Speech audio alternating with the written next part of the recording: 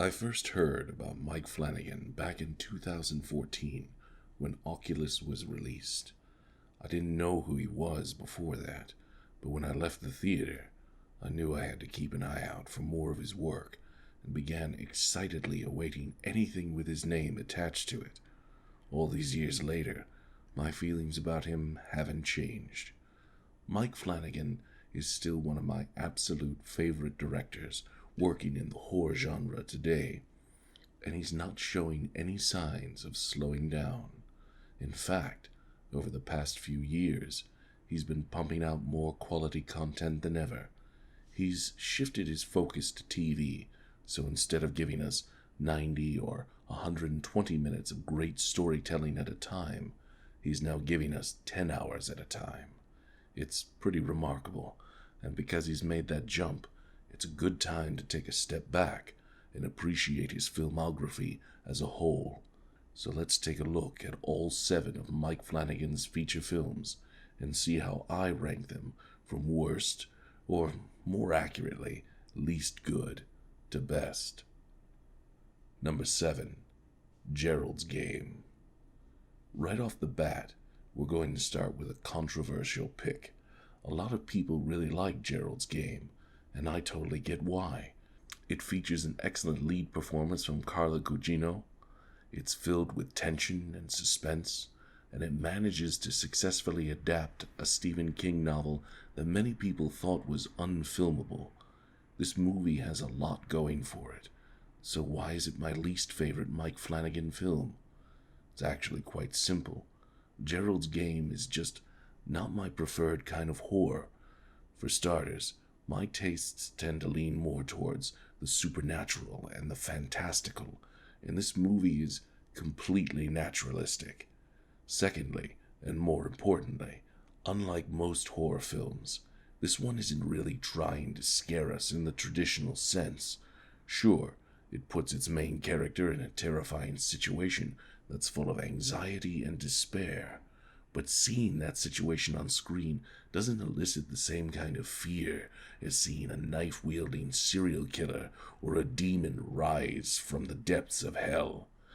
It's just a different kind of horror, so while I can enjoy it when I watch it, it's not what I normally choose to watch.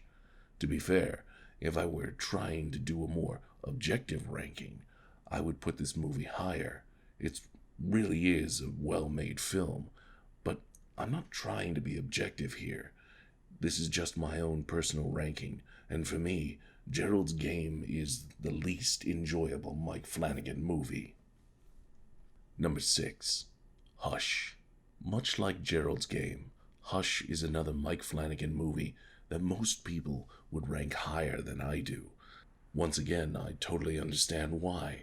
It's a tight, suspenseful home invasion film that features a deaf-mute protagonist. It's an interesting little twist for a subgenre that's often a bit too conducive to mediocre rip-offs. On top of that, Katie Siegel gives an excellent lead performance, so you can completely buy into her character from the very beginning. She's super easy to root for, which makes the horrors she experiences all the more terrifying. So again, if Hush is so good, why is it this low on my list? Well, as solid as it may be, it's still a pretty standard home invasion movie, so it doesn't rise above the subgenre in any significant way, while the film's deaf-mute protagonist gives it a bit of a unique slant that helps keep it from just being a pastiche of other movies. It still has both its feet firmly planted in the home invasion world. Because of that, your enjoyment of Hush is going to depend on how much you like these films. While I am a fan of home invasion horror, it's not my favorite subgenre. I tend to prefer movies about magic, monsters, and the supernatural. So even though Hush is quite good, for me, it's simply not top-tier Mike Flanagan. Number 5. Before I Wake. With Before I Wake, we finally get to the supernatural side of Mike Flanagan's filmography. This movie is about a young orphan named Cody, whose dreams manifest themselves in the real world. when he's taken in as a foster child by the Hobsons, a couple who recently lost their son. Their lives soon become a living nightmare, quite literally. Though this dark fantasy horror story holds an obvious appeal for me, the supernatural elements are actually not my favorite thing about the movie. For me, the best thing about it is its treatment of grief and loss. Not only are the Hobsons grieving their son, but the nightmare that haunts Cody is intimately connected to his mother, who died when he was just a toddler.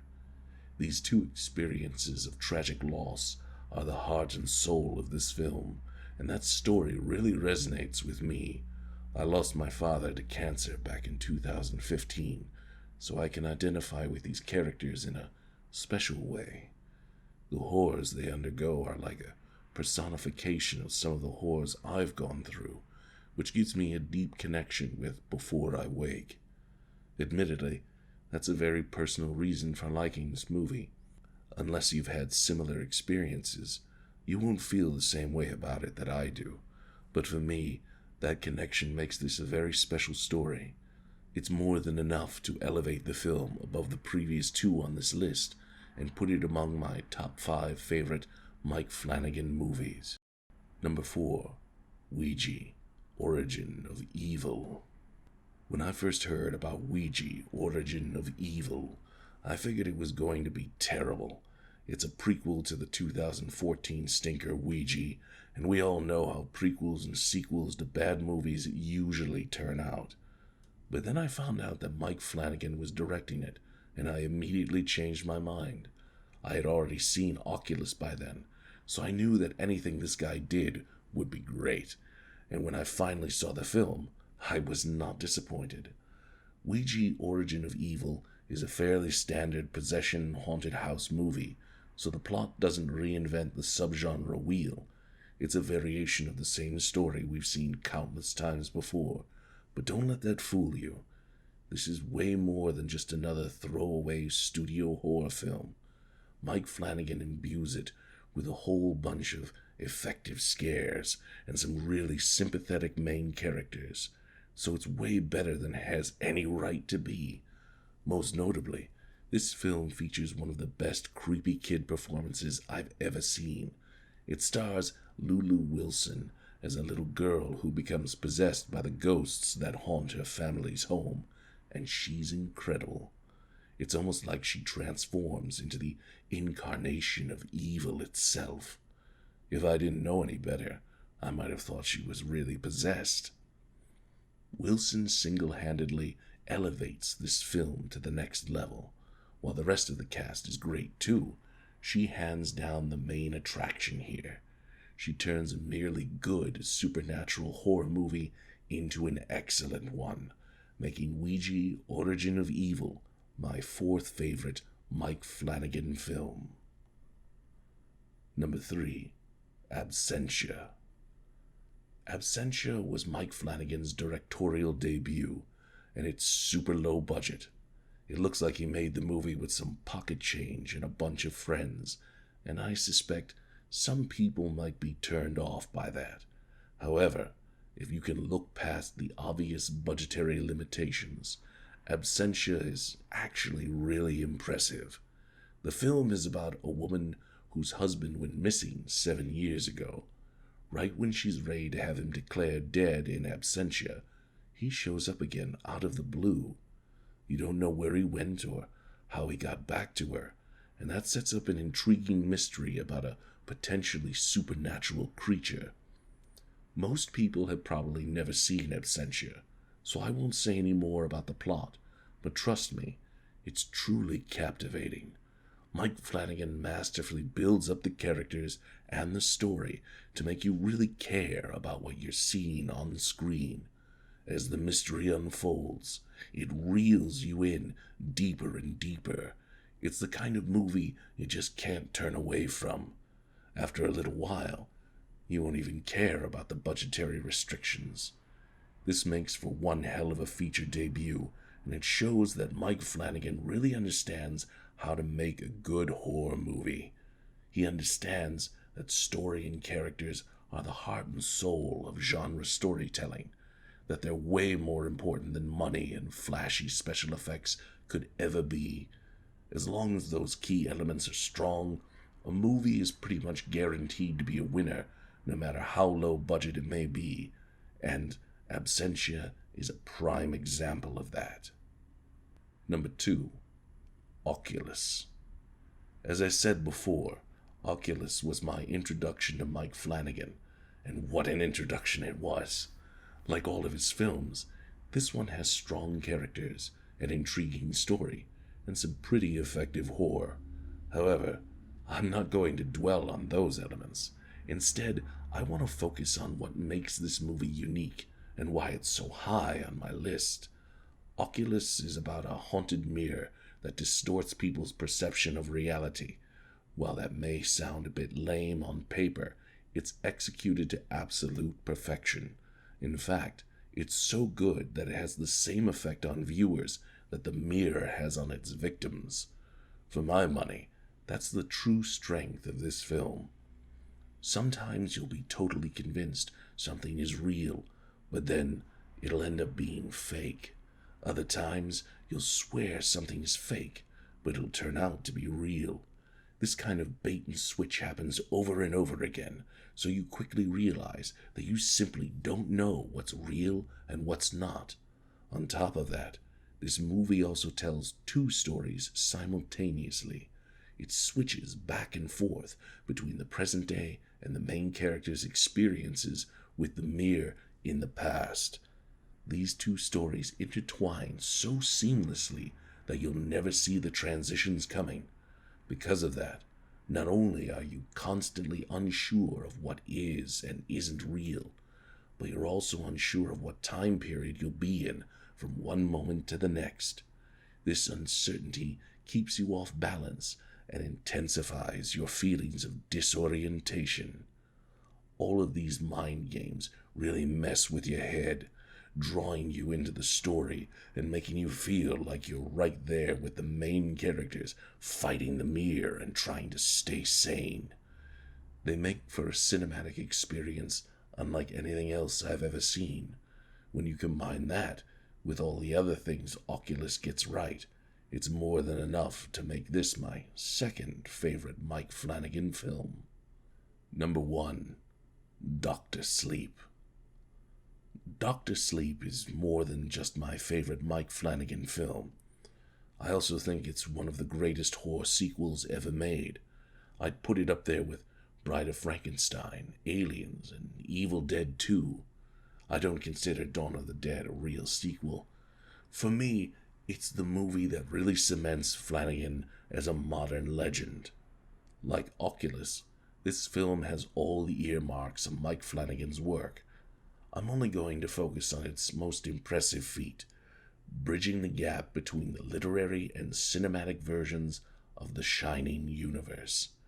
Dr. Sleep is an adaptation of Stephen King's sequel to his famous novel, The Shining. So this movie needed to do two things at once. It had to successfully adapt the novel it's based on, while also functioning as a sequel to Stanley Kubrick's classic 1980 film version of The Shining. Now on paper, that may not sound too difficult. In reality, it was just about impossible. See, Kubrick's The Shining is pretty different from the book, so crafting a sequel to both versions required a very delicate balancing act. What's more, Stephen King is famously not a fan of Kubrick's film, so Flanagan also had to make a sequel that pleased the movie's most famous critic, and somehow he pulled it off. He was able to check all those boxes and do it with almost breathtaking cinematic virtuosity. Dr. Sleep works as a sequel to Kubrick's movie, retroactively bringing that movie more in line with Stephen King's novel. While admittedly, I haven't read the book Dr. Sleep, King himself is a fan of this film, so I can only assume that it works as an adaptation of his novel as well. On top of all that, Dr. Sleep is just a fabulous movie in its own right, even aside from its connections to its cinematic and literary predecessors. It has protagonists you can really get behind, antagonists who manage to be both terrifying and sympathetic, and a charming story of redemption, love, and the courage to be who you really are. For my money, this film should have become an instant classic the day it came out in theaters. Though unfortunately, it didn't garner enough of an audience to reach that status. I'm confident that as the years go by and more people check it out, it'll eventually take its rightful place in the pantheon of great horror movies. Until then, it's just going to have to settle for being this fan's personal favorite Mike Flanagan film.